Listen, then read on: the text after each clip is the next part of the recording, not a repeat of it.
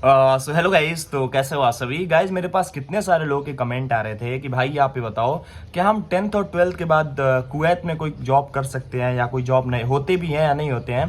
तो मैं आपको बताऊँ कई तरह के काम है जो कि आप 10th और 12th के बाद कुवैत में कर सकते हो और आप कंपनीज में कर सकते हो। ठीक है, कंपनीज में काम करने का फायदा ये होता है, एक तो कई सारी फैसिलिटीज भी आपको मिलती हैं सैलरी के साथ में। ठीक है, तो कुवैत में काफ़ी सारी छोटी बड़ी कंपनीज हैं, सब में आपको एज अ 10th और 12th के बाद जॉब मिल जाएगा और उस पर आपको सैलरी भी मिलती है। प्लस कंपनी में फायदा ये होता है आपको आने जाने का फैसिलिटी, प्लस खाने पीने की फैसिलिटी, रहने की फैसिलिटी, सारी चीज़ें आपको कंपनी में मिल जाती है। छुट्टियां जो आपकी होती हैं वो भी आपको मिल जाता है। ठीक है, तो कई लोग कह रहे थे भाई इसके ऊपर थोड़ा डिटेल में चीज़ें बताओ कि 10th और 12th के बाद हम कौन कौन से काम कर सकते हैं कुवैत में, कुवैत की कंपनीज में, और हमको उस पर सैलरी कितनी मिलेगी और हमको वीज़ा के लिए क्या क्या डॉक्यूमेंट्स लगेगा। ठीक है, तो पहले मैं आपको जॉब बता देता हूँ, फिर मैं आपको वीज़ा के लिए डॉक्यूमेंट्स बताता हूँ। देखो पहले मैं आपको बता दूँ, देखो कंपनीज में कई सारे छोटे बड़े काम मिलेंगे आपको 10th और 12th के बाद। ऐसा कुछ अच्छा बहुत हाई फाई काम नहीं मिलेगा, बट उसमें आपको फैसिलिटीज कई सारी मिलेंगी। ठीक है, तो पहले मैं आपको जॉब बताया, तो पहला तो जो काम होता है वो हेल्पर का होता है। कंपनीज हेल्पर का आप काम कर सकते हो।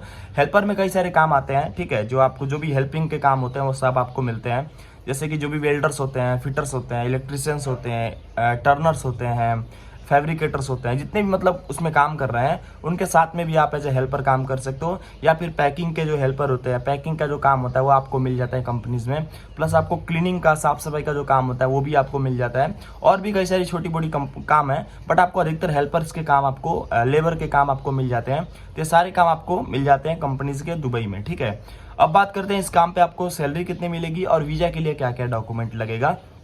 देखो वीजा के लिए बेसिकली जो डॉक्यूमेंट्स हैं वो जरूरी हैं। ठीक है, जब बस जरूरी 10th और 12th पास होना ही जरूरी नहीं है। तो पहला जो डॉक्यूमेंट है वो आपका पासपोर्ट है। अगर आपने अपना पासपोर्ट नहीं बनवाया हुआ है तो बनवा लो, ज़्यादा टाइम नहीं लो। अगर आपको जॉब करना ही है तो जल्दी से अपना पासपोर्ट बनवा लो। ठीक है, दूसरा जो आपका हेल्थ सर्टिफिकेट है। देखो क्या है, कंपनीज में अगर आप काम करोगे तो आपका मेडिकल कराते हैं, तो मेडिकल में क्या आपका हेल्थ अच्छा होना चाहिए, आपके शरीर में कोई कमी ना हो, कोई बीमारी ना हो, ये चीज़ें ध्यान देना। इसके लिए आपकी हेल्थ सर्टिफिकेट, जिसको मेडिकल सर्टिफिकेट भी कहते हैं, ये आपको डॉक्टर्स की तरफ से मिलता है, ये भी आपको जरूरत पड़ता है। ठीक है, थर्ड आपका क्वालिफिकेशन कॉपी है, जितनी भी आपने पढ़ाई कर रखी है सबका सर्टिफिकेट्स आप अपने पास में रख लेना। ठीक है, वो आपको जरूरत पड़ेगा। आपकी जो भी आइडेंटिटी प्रूफ है, जैसे अगर आप इंडिया से हो तो आपकी जो भी आइडेंटिटी प्रूफ होती है, जैसे कि आधार कार्ड हो जाता है, पैन कार्ड हो जाता है, और भी कई सारे डॉक्यूमेंट हो जाते हैं, बट ये दोनों डॉक्यूमेंट आपके लिए कंपलसरी है। ठीक है, तो ये सारे डॉक्यूमेंट आपको लगते हैं। ठीक है, और कुछ खास डॉक्यूमेंट नहीं लगता है।